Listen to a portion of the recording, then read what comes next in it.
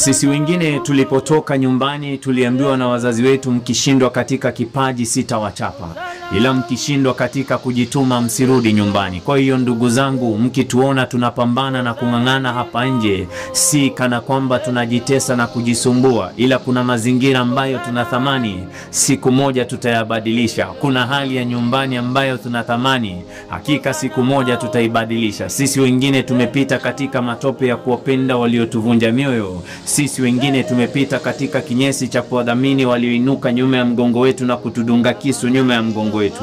Lakini pia sisi ndio wale ambao historia inakataza kabisa kukwama njiani, hata kama mbele yetu kuna kibao kilichoandikwa hapa pana njia. Nisikilize msikilizaji wangu, iwapo wino wa Mwenyezi Mungu uliandika ya kwamba tutashinda, sisi bado tutashinda.